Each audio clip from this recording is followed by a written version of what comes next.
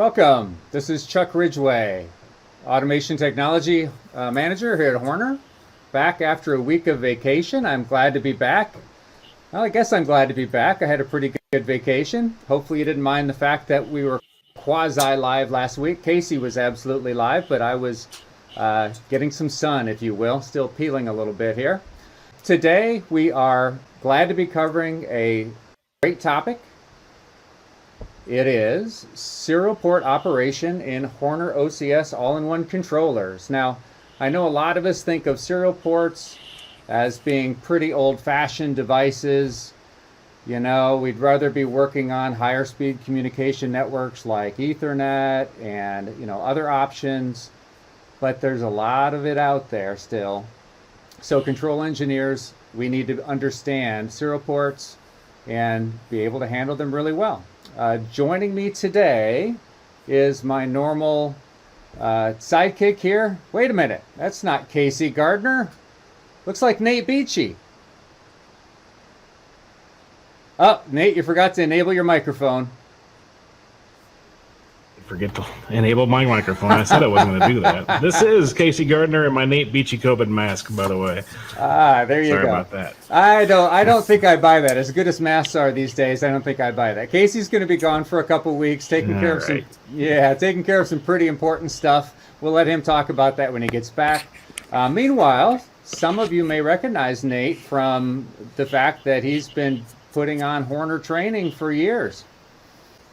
Quite a few years, actually. Yeah, that's me up here in front of class, teaching you all the things you need to know about Seascape and the OCS, at least from a beginner standpoint. It was 1987 Saab 900 Turbo, and I stuck in OCS 200 in the dashboard and made it control the power windows and the sunroof with a remote control and a couple other things. It was excellent, but no serial ports. Project. Probably the only, no serial ports, but probably the only.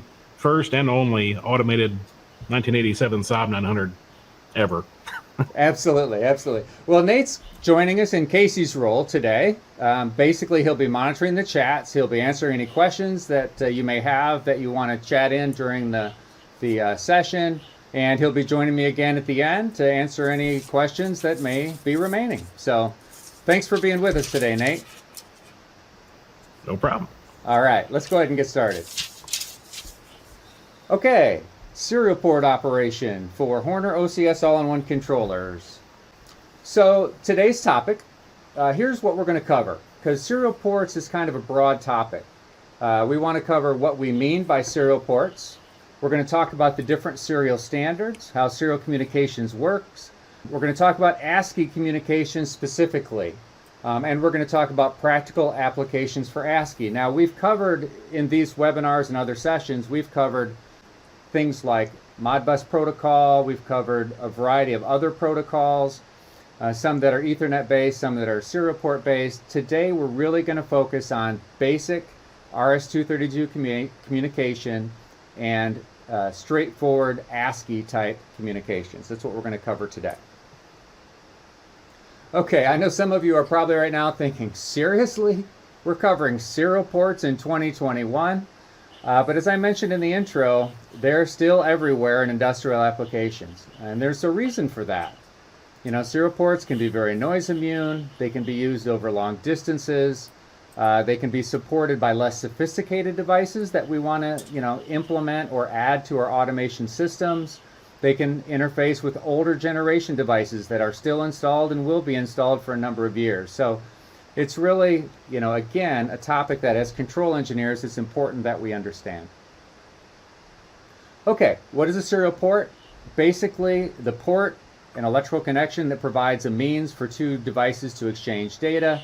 And the reason we call it a serial port is because data is exchanged sequentially, one piece of data at a time, as opposed to in parallel, where multiple pieces of data, maybe 8, 16, or 32 pieces of data, would be transferred at once. So again, we're talking about serial ports today.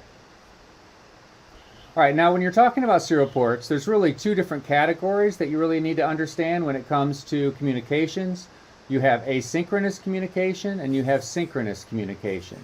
Now, what we're going to be talking today with RS232 is asynchronous communication, and that's the one that's by far the most common in industrial applications. Examples are RS232, which we're going to cover in quite a bit of detail today, RS422 and RS485, and even though I've seen some people talk about CAN being a synchronous protocol, I really don't think of it that way. So I think that, from my standpoint, both CAN and Profibus are asynchronous communications protocols. Examples of synchronous communications protocols, which actually utilize a clock for the transfer of data, or for the timing and coordination of the transfer of the data at least, those are typically limited to a shorter distance, and an example would be USB. The universal serial bus is a synchronous style communications. Okay, now in terms of asynchronous serial standards, we're not going to cover CAN or Profibus today. We'll cover those in another session, don't worry. Let's talk about RS232, RS422, and RS485. They're all still around today. It's all relevant to what we do as control engineers. So with RS232, it's a point-to-point topology. It's for two devices to talk to each other, period. It is not really full duplex. That's a mistake on the slide. Shame on me. It's really simplex. You have a dedicated transmit and receive signal, but it's a simplex operation, not a duplex, because that's just the nature of the communications there. The signals themselves, from a voltage standpoint, are single-ended, which means it's not a differential pair, it's just a signal reference to ground.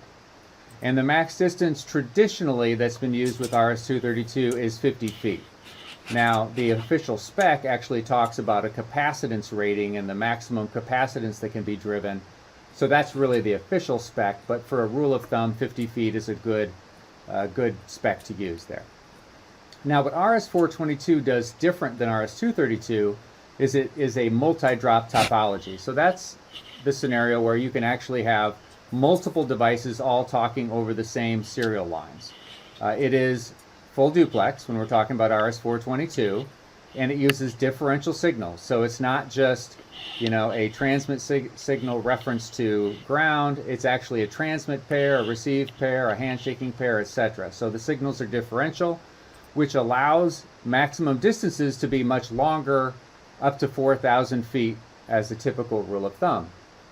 And then we have RS485, which is by far the most popular of these three today in 2021. It's nearly identical to RS422, but it is a half duplex type scenario. So instead of having one pair for transmit and another pair for receive, for instance, you have one pair that does both transmitting and receiving. And it is definitely, again, half duplex, as I just mentioned. Okay, today we're going to really laser in on RS232. And again, as I mentioned before, we'll cover CAN and other type communication protocols in other sessions. But really, the RS232 standard goes all the way back to 1962. Wow, that's even older than me. That's pretty old.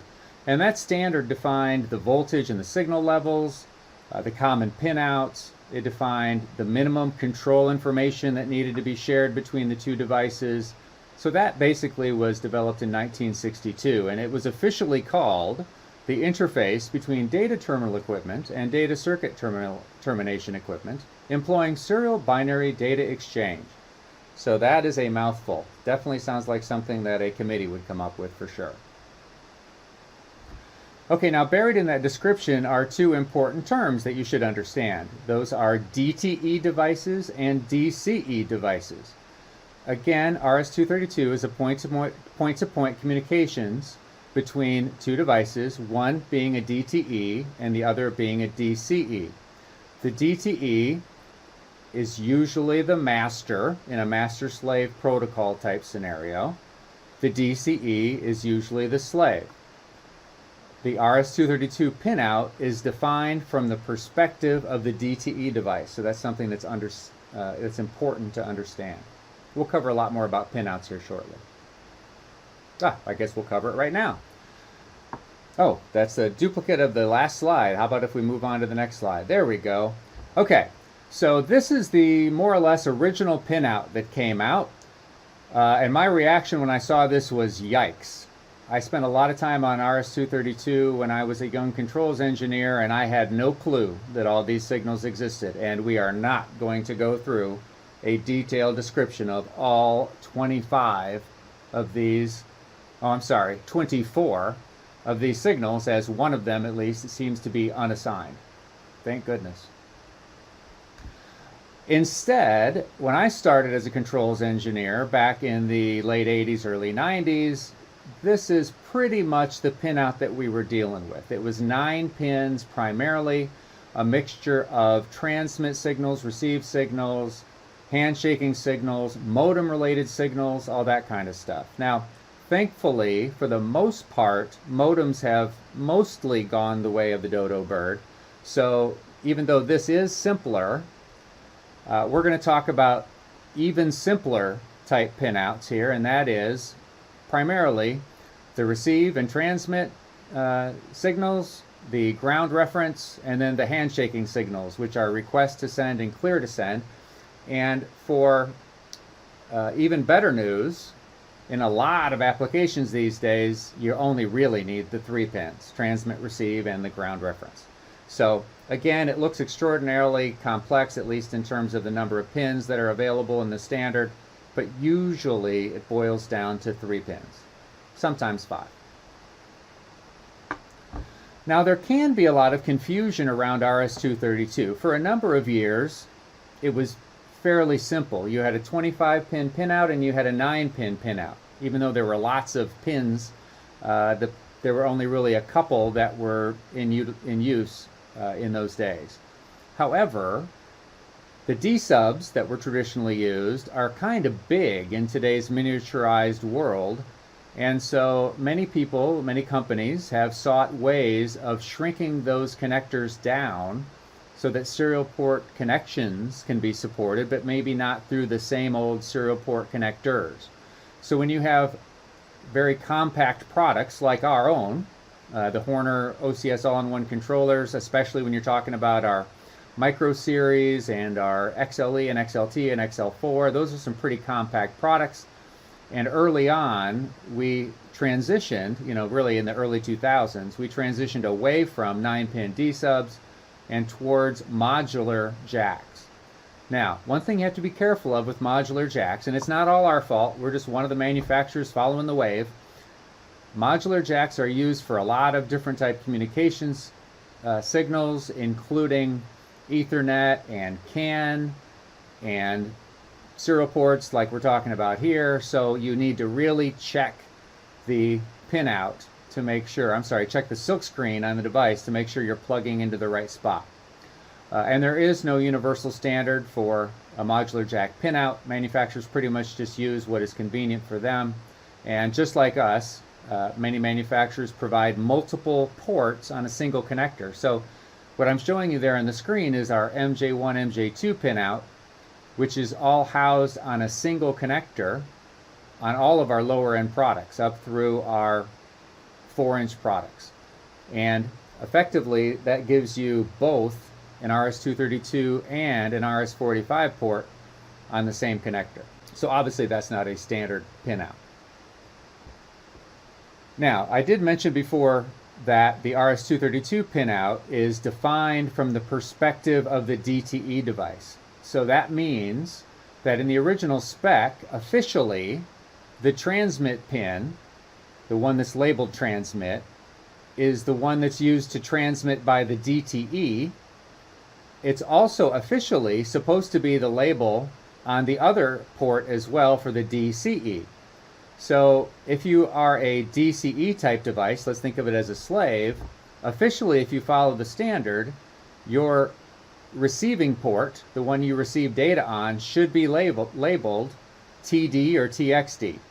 But that can be confusing for customers, and in practice, most manufacturers actually specify pinouts based on the function of the pin.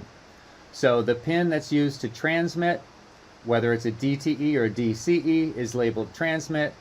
The pin that actually receives is labeled receive, etc. And then a lot of manufacturers, including Horner, added a direction column to our pinouts to make it very clear which direction those signals were going, so that, you know, again, to take out a little bit of ambiguity there. Now let's talk about types of RS232 handshaking. I mentioned the fact that a lot of times we can get by with just 3 pins, receive, transmit, and the ground reference. So that's because a lot of devices really don't require handshaking, because they can easily keep up with the data transfer that's going on. You know, back in the day when microprocessors were smaller and less powerful, buffers were smaller and less spacious, it was important to have handshaking to make sure that buffers didn't fill up and you didn't have lost messages. Today, there's less of a need for handshaking, not no need, but less of a need. And when you do need handshaking, there's 2 that you're typically looking at. You're looking at hardware handshaking, which these days is primarily involving 2 signals, RTS and CTS. RTS means the device is ready to receive. That's an output typically. And then CTS means the other device is ready to receive, and that's an input. Now in some cases, even if you're only wiring 3 wires and you want to use handshaking, you can do it using data instead of actual signals. So there are 2 special characters, the X on character and the X off character, that you can use to actually pause and restart communications in lieu of a hardwired signal. So those will be found as well. And then sometimes you'll also see something called radio modem handshaking, and that really is just a setting that would typically adjust the timing over the air for radio transmissions, for instance, to adjust for some of the limitations in radio media. So that's another one you'll see now and then. But certainly when you're talking about wired devices in the same factory, a few feet away from each other, etc., you're talking about either no hardware handshaking or you're talking about software handshaking or no handshaking at all. Now, we have a Nate's application hint. Thank you, Nate. When Nate was reviewing the material, he said, hey, there's a lot of people that get confused over serial port type terms and which applies to which standards. Well, today we're talking about RS232, and there are 3 non-issues as far as RS232 is concerned. If you're talking about RS422 or RS485, you're talking about a need to set your duplex properly, either full duplex or half duplex. But RS232 is a simplex communication setup. You don't need to worry about that. Also, with those other differential type networks, you need to worry about termination resistors or termination settings or dip switches or sliders. No concern with RS232 because it's single-ended in nature. Similarly, there's also biasing for half duplex type networks. Not a problem with RS232 because it's not half duplex. It is a simplex communications network. So those are 3 hints that Nate wanted me to give you here. All right, next let's take a look at RS232 data exchange. Now, it's pretty rare that we pull our scopes out to actually get to the point where we're actually monitoring these signals on a scope, but it's always good to kind of understand what's happening in the background, even if we don't necessarily need to look at that. So what I've got here is, for the next several screens, I've got a nice diagram here that I found at eeherald.com. Thanks to those folks for this diagram. And what I'm going to show you here is really what the RS232 data exchange looks like from a variety of different factors. Let's get started from the fact that the data exchange that we're talking about is really a sequence of binary signals or bits, okay? So again, they're coming in sequentially, not all in parallel or all at the same time. From a voltage standpoint, the voltages for zeros are going to come in at +3 to +12 volts. The voltages for 1 level signals are actually negative, -3 to -12 volts. Again, if you've got your scope, that's important. Now, the 2 devices that are talking to each other over RS232, remember, they're DTE and DCE. They have to agree on a data rate. So you have to set both of them up to be talking in the same number of bits per second, which we call baud. And the common baud rates are going to be 9600, 19.2K, 38.4K, etc., etc. But those have to match. Now, I mentioned earlier that RS232 is an asynchronous communications method. That means there needs to be a way in which the two devices that are talking to each other can kind of synchronize, if you will, without a clock signal, because asynchronous communications does not involve a clock. The way that happens with RS232 is with what's called a start bit. So you have a start bit that is always a 0, which is the first transmission that occurs, and that basically lines everything up so everybody starts paying attention to the data that is following. And then at the end of the communications, you've got 1 or 2 stop bits that mark the end of the packet, and those are always 1s. Now in between your start bit and your stop bits, you're always going to have data, and it's either going to be 7 data bits or 8 data bits, and those are going to be represented as a byte. Now we all know, or most of us, don't think about the fact that you could take 7 bits and represent it as a byte, but 7 bits is going to be represented as 0 to 127, 8 bits as 0 to 255. But with ASCII communications, the original standard only defined 128 characters, so 7 data bits would work just fine, and it saves an extra bit on the communications network.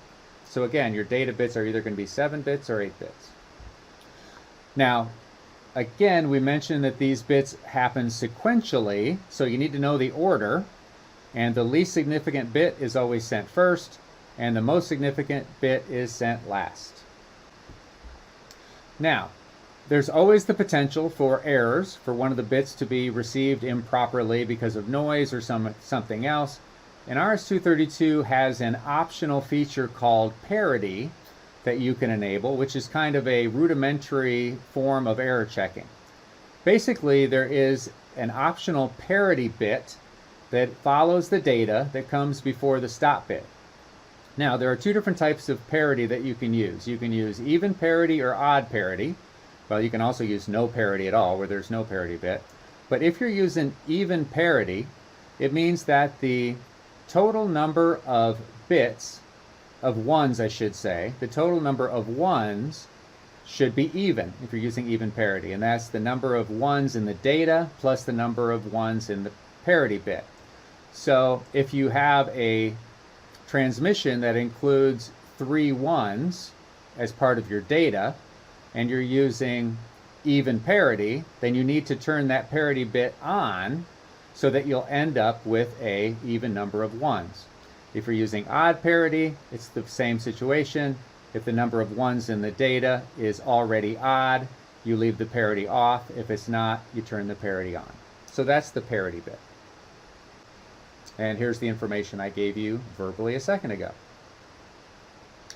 Now, for ASCII type communications, which is really what we're talking about here, each data byte is interpreted as a character. So, how do you know which character is being transmitted? Well, you take a look at the data that's in the packet in the center there after the start bits, before either the parity bit and or the stop bits. Then you write those bits down in reverse order, remember, because the most significant came last. And you end up with 65 decimal, in this case, that we're looking at, which is, if you look at the ASCII chart, that represents A for in the ASCII chart.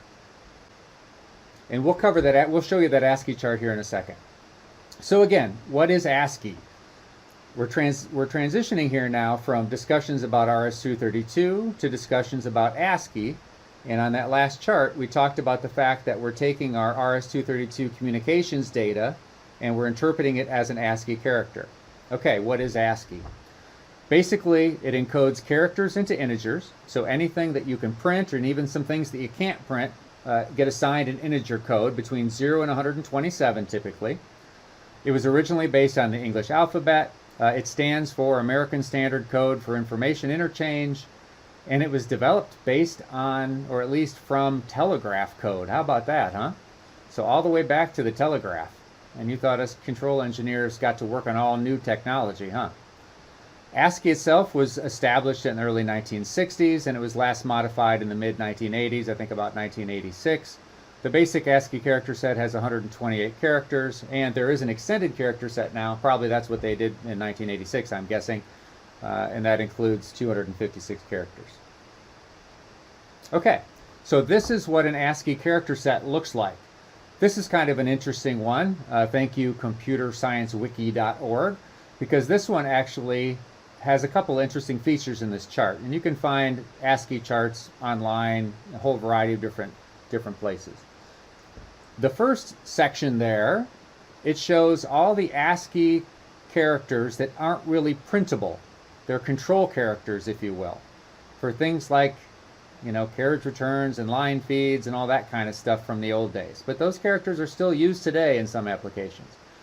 In the center there, you have all the ASCII printable characters. You have numbers, you have lowercase letters and uppercase letters, and you have, you know, your punctuation, all that kind of good stuff.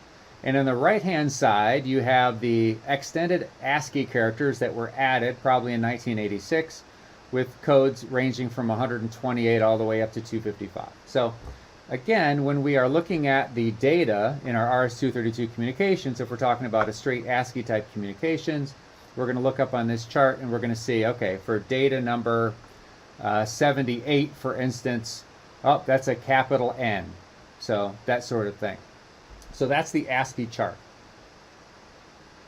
All right, now we've talked a lot of theory here. We've talked about standards, we've talked about pinouts, we've talked about a variety of things, but what is actually still used for crying out loud, if we're talking about something that was based on the telegraph?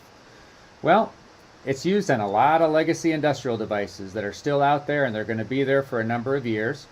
A number of devices that emulate terminals. I was working on helping a customer interface with an IIoT device that was a third-party device for getting data from a controller into a customized, basically a customized cloud, if you will.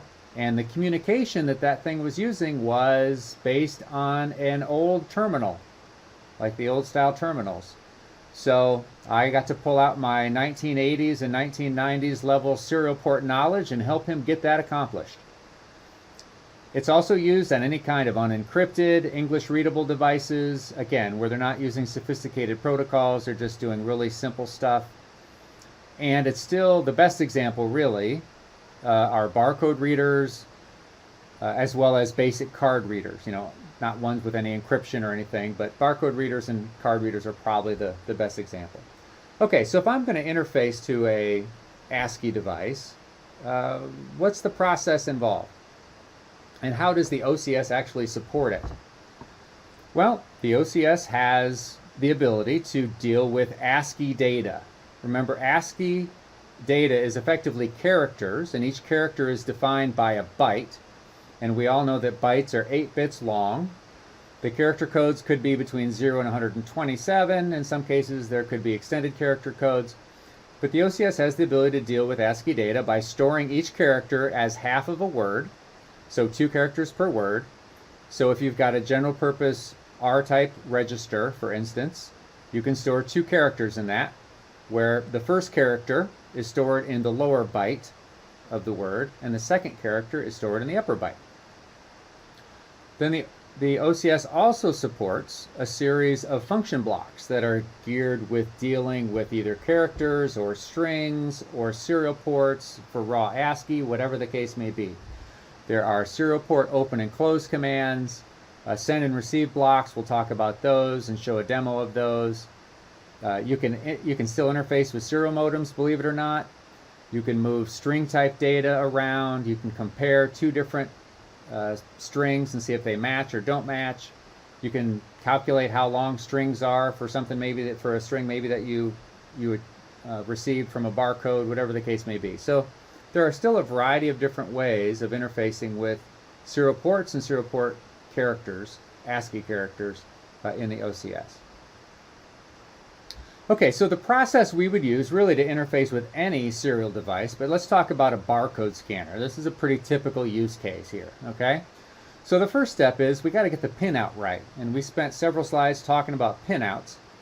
And one thing that you should be aware of is most RS232 barcode readers are designed to plug directly in to the old 9-pin PC serial port, the kind that you saw on computers, really. Every computer probably that was manufactured between about 1984 and 2004 had at least one serial port on it, whether it was a laptop or a desktop, whatever the case may be. And they're still in use today, but obviously none of our laptops have RS232 ports anymore. So we got to get the pinout right, okay? But again, with most barcode scanners that are RS232 based, and there's a bunch of them out there, they're typically based around that standard 9-pin serial port. So that means a DCE pinout, because remember, the computer was the DTE typically. And because it has to interface with the DTE, it's a 9-pin female that you'll find on the end of that barcode reader. And there's almost never any handshaking required with any of these barcode readers. Now it's time for more of Nate's application hints. Now we're going to need to interface this barcode reader with a Horner OCS that has a modular jack for a serial port, the MJ1, MJ2 port. So Nate said, hey Chuck, knucklehead, don't forget to tell people how they can actually wire these things up in a pretty straightforward fashion when it looks like you've got two totally incompatible type connectors.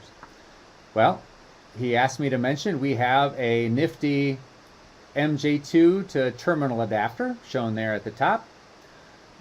Another option is you can buy what's called a modular adapter with a flexible pinout, where you actually make the pinout when you receive the adapter. That's shown there at the bottom. Those are pretty handy, and they cost about 50 cents a piece.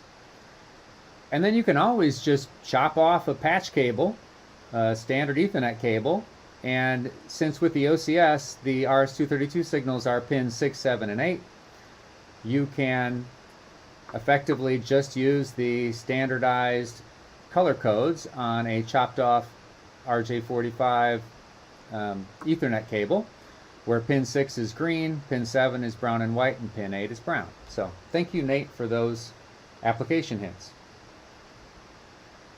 Okay, so we get the pinout right, we need to wire that up, and then the next step is we need to make sure the OCS is set up to be able to interface electrically with the barcode scanner over RS232, and the specific settings for the barcode scanner is going to vary by manufacturer. So in my case, I have a Symbol LS2208, which is a very, very common barcode adapter you can still buy today. I'm sure they've sold tens of millions of these things. And its default communications parameters are 9600 baud, no parity, 8 data bits, and 1 stop bit. And hopefully, since you watched this live stream, you got a chance to understand what all those things actually mean. I'm sure you knew it before, but it's always good to review things, right? Okay, so now in the OCS, once we've done an open block to establish communications between the OCS RS232 port and the RS232 device, now we need to start receiving characters. Now, a couple weeks ago, we talked about using serial printers, receipt printers, those sorts of things. So you could use a receipt printer and just manually send it characters here, but instead of using the receive function block, you'd be using the transmit or the send function block.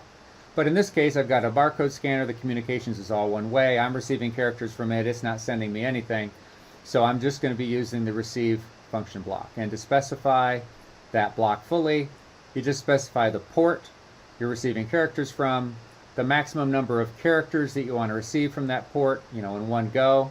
So, if you aren't going to have any barcodes longer than 20 characters, for instance, you could specify 20 characters. If you had some longer barcodes, you could increase that number. And then you're going to specify a variable or a register location where those characters are going to be temporarily stored when they're received.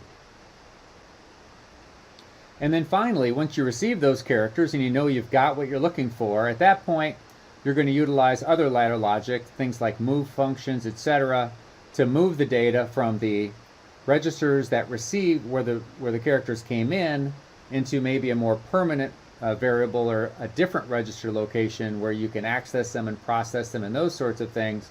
So you'll use move blocks and shift registers and those sort of instructions.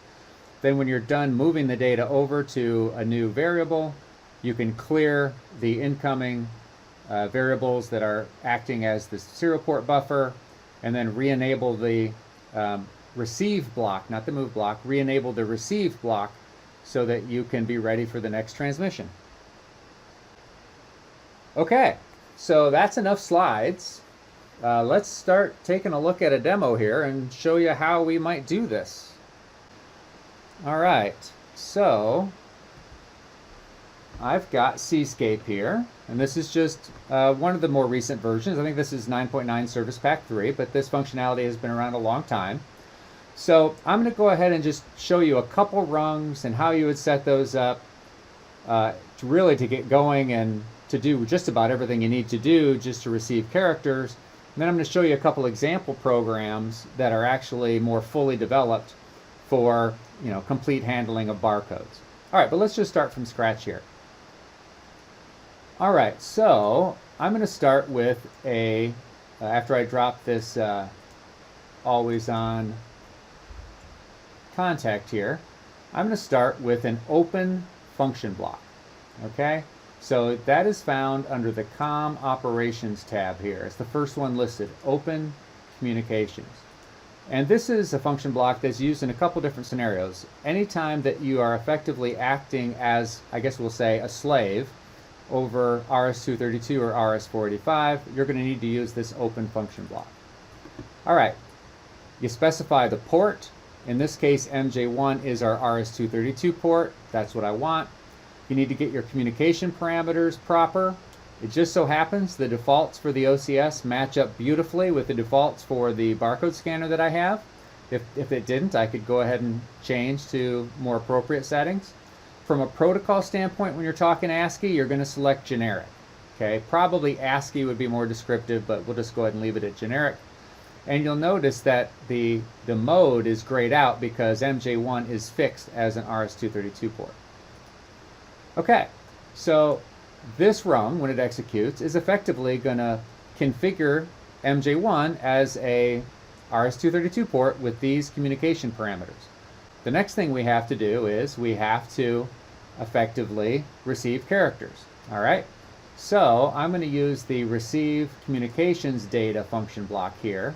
Now I'm going to start out just by configuring this block on its own. Normally, before I can be fully configured here, I need to add additional logic for enabling and disabling this particular function block. Now one thing you'll notice here, if you can look in real close, is that you'll see a little triangle next to the input on this receive function block. What that basically means, and that triangle is found on several different function blocks, what it means is that this is a transitional function block. In other words, it's going to execute when it sees a 0 to 1 transition on the input.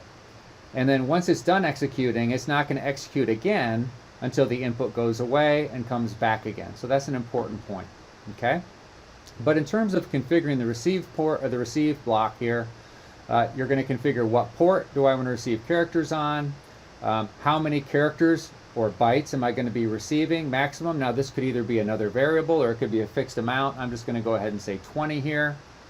It's also going to ask for either a variable or a register address where those characters are going to be located once they come in. So I'm just going to go ahead and say register 101 here. Now keep in mind, this example is just utilizing the traditional register-based advanced ladder. Same exact approach if you're talking about tag-based ladder, if you're talking about IEC. And then you have another address that you need to assign, or another variable you need to assign, which effectively is a variable which will count up as characters come in. So if you're always expecting a barcode that's exactly 12 characters long, you're going to see register 12 in this case count up when it's enabled up to 12. And once it has that 12th character effectively, then you know you've got all your characters. If you have a variable length barcode, then you can monitor how long the barcode is as it comes in, and you can see that here as well. Okay, so that's a pretty useful variable or useful register in this case. And really, the next step is just about configuring a contact that I can turn on and off to enable and disable the receiving of characters from my barcode reader, And for all intents and purposes, at least into receiving characters the first time into Register 101, that's really all I have to do to receiving characters. Now, keep in mind, the characters are coming in here to this Register 101 in this case. I'm going to want to do some sort of a move block or something else to move the data I've received into another variable where I can store it away or process it or whatever the case may be, so that I can clear this out again and then re-enable the function block so I'm ready for the next barcode to be scanned. But really, this is all that's involved in the very, very basics of enabling your serial port and enabling ASCII communications and receiving characters from something like a barcode reader. Okay, I'm going to go ahead and show you a couple of examples here that are fully developed. Let's go ahead and pull up this example here. Okay, so this is an example I wrote a long time ago that still works beautifully today, I'm happy to say. And this is an example that I've recently adapted for the XL4. It was originally written for one of our first generation OCS products, actually. But I've adapted it for the XL4, and I'm going to show it to you in action here. So let me just kind of quickly run through the program to show you what it's doing, and then I'll show you live, an example of what happens when I scan in the barcodes, that sort of thing. Okay, so just like in my from scratch type example, I've got an open function block here. In this case, this was written to only open the port when you press a certain function key. Keep in mind, with the first and second generation OCSs, they only had a single serial port, so you would want to be able to manage that serial port by opening and then closing it. In a modern day, you're going to have dedicated serial ports for dedicated functions, so this could just as easily be an always-on contact, frankly. Okay, so you're going to open your port. Optionally, if you're going to do something else with it as well, you might want to have a close block implemented in your logic, but you don't, again, if it's a dedicated function, you don't have to. Scrolling down here, there's my receive block, configured very similarly to what I configured from scratch on the last demo. But as you can see, I have a contact here that I can turn on and off to enable and disable receiving as barcodes come in. And then the approach I'm taking here to this barcode example is, the reason it's called barcode time is because this is an example where you're scanning in barcodes that are of a variable length. So they're not always exactly the same length. And that's pretty typical, right? Barcodes vary in lengths all over the place. So in this case, it's looking for a burst of activity in the count register coming in.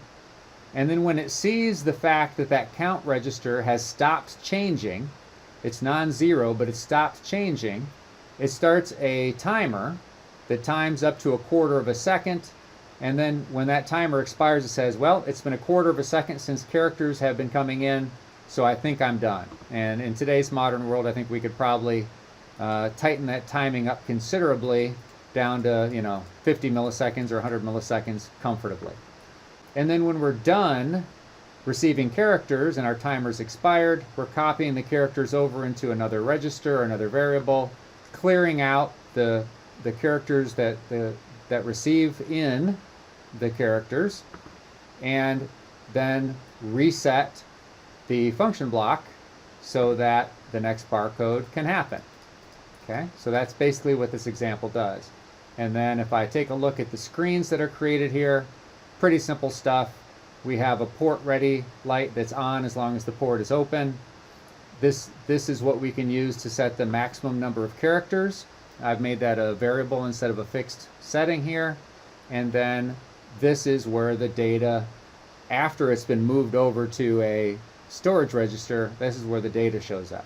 Okay, so let's take a look at this live and see what we've got here. Let me go ahead and enable my camera and see if we can get this lined up. All right. Okay, so what you've got here is, here's my XL4 showing that screen that I just demonstrated. Okay, the port is ready. As you can see, the light is green. Now if I would close the port, okay, you'd see, and remember my logic actually used a function key to close and open the port. When I close the port, you can see that it's not ready, but as long as it's open, it's ready to go.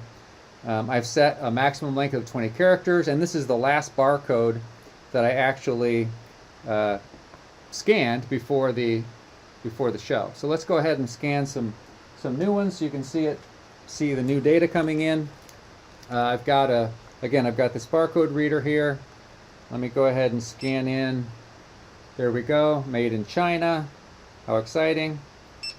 Scan in the part number, and you can see it's showing up no problem. So really it's pretty simple to take barcode data and integrate it into your application, and then you can do with it as you choose. And there's a lot of different applications for barcodes with the OCS. As an example, you might be using the OCS as, let's say, a production monitor for OEE type purposes. And very often you have reason codes that users may want to enter from the screen. Well, I've also seen applications where instead of having the user enter in some data or press a button on the screen, instead they use a barcode reader and they scan a barcode for a particular reason code for that machine monitor, as an example. So that's a great example of a way to use, or reason to use, a barcode scanner with an OCS controller. And really, you just need to make sure you get a barcode scanner that has an RS232 port. They're all available with that. Of course, they're more common with USB and they're available with Ethernet, but you don't have any trouble finding a RS232 based one as well. Okay, let me show you one more example program here. And I'll switch back to Seascape. Alrighty, take care of this application. Now in this example program I just went over with you a second ago, again, I call this one barcode time because we're looking for a burst of characters, and then after the burst stops happening for a period of time, a quarter second or so, we assume we have what we need. Well, in some cases, like maybe in the example where you're typing in the reason codes, or I'm sorry, where you're scanning in a reason code, you might be able to configure the system so that all the barcodes are exactly the same length. So if that is the case, then we have another example that we include here that again was written many moons ago. But in this case, instead of waiting for a burst of activity, it just looks for a certain number of characters, and then once the count equals that number of characters, we know we've received the characters in that we need, we store them away, we clear the buffer and re-enable the receive block, and away we go. So that's an even simpler application, obviously, from a coding standpoint. Literally all you're doing is opening the port, setting up a receive block, looking for a certain number of characters. When that number of characters has been received, store it away and get ready for the next one. So I thought I would show you even a simpler example than the last one. Okay, it's time for me to bring my man Nate back in here. See if we have any questions or answers that he hasn't had a chance to address. Anything come up during the material, Nate? We've got a quiet bunch today. I haven't gotten a single question, so nothing there. I'm glad you went through those last two examples with the difference between the timed input and the same character length input. That's usually something that is easy to trip up on just because you have to take into account all that stuff. So usually what we tell people is that it's easier if you can get a device that gives you the same number of characters every time. But obviously there are ways to do it when they are not the same length every time. Yeah, absolutely. Let me add one more thing also, Nate, because you brought up a good point. There's a third method, really, of knowing when you're done receiving the barcode, and that is if you have a consistent termination character every time, right? And right. I don't have an example here that does that, but effectively, it's not that hard to implement. Effectively, you monitor the characters that come in, and right. when you see that character, that termination character, at that point, you know you're done. Then you move the data away and store it. And one thing that's interesting... Correct, and Go ahead. Oh, sorry. I don't know if those two examples that you have are included in the Seascape install, but I know there is one in the Seascape install that is able to, I think, find and replace a character in an ASCII string. So that same kind of code could be used for that functionality. Absolutely. And one thing I thought that was interesting, because, when you're scanning barcodes that you don't create, let's say like I was scanning some product barcodes for some, products that I had here in my basement. You don't have the ability to control that termination character. However, with the barcode Right. scanner that I have, you have the ability to program the barcode scanner to add an extra character to the end of the barcode as a terminator. And you can configure the barcode scanner to do that. So you could configure the scanner I have to add a specific character to the end. And it's typically a carriage return line feed, to add that to the end of the string, regardless of what the barcode actually is. And then you can use that as a terminator to handle the data once it comes into the OCS. Right, and whether, it'll depend on the barcode reader itself on whether it can be configured for that. Now, I know a question that sometimes gets asked in tech support areas is, do we have a barcode scanner that we recommend for use? And I don't know that I have an answer to that. I don't know if you do either. Yeah, not But really. do you? One thing I will say is I used a Symbol 70, let's see, what was the number? I used a Symbol barcode reader, but they're available from a whole bunch of different manufacturers. And some of them also, to keep in mind this, if you're just using a barcode scanner for, routine usage, maybe to scan some recent codes, it's a pretty light environment, light commercial environment. It's not a heavy industrial environment. That's one thing. Then the construction of the barcode reader doesn't make that much difference. If you're talking about an industrial application, scanning data quickly, tough environment, mission critical type barcode reading, that's a whole other discussion. Talk to your automation distributor. They probably have a line of industrially rated barcode scanners that will meet your application. For this simple example, I used a commercial level trigger based barcode scanner, which was fine for demoing, but for a mission critical industrial application, talk to your automation distributor for sure. Yep. I guess one other thing I was going to mention is, and I don't know how often this comes up in general use, but the way the receive function works, when you send a stream of characters into the port, it doesn't go straight to the receive block. It goes into an internal buffer, and then the receive block starts peeling characters off of that buffer. It is possible in some cases that if you've got a steady stream of ASCII characters coming in from some device that's giving you weights or whatever the case may be, that the buffer still has data left in it after you use the receive function to peel some of that off there. So that's just one of those things that to watch for, is that you actually deal with all of the data coming in the serial port. It doesn't just go away when you use the receive function if you don't deal with all of the information using the receive function. Right, and that's why in our examples we always clear that buffer, using a fill block, right, to make sure that it starts out empty when we do no, a barcode. It's not the actual register space. It's actually an internal buffer Okay. in the memory. So that's one way to clear that, if you're not sure it's clear or not, is to actually deactivate the receive function and reactivate it. That effectively clears the receive buffer that's built into the hardware. Good hint. That's a good one. Terrific.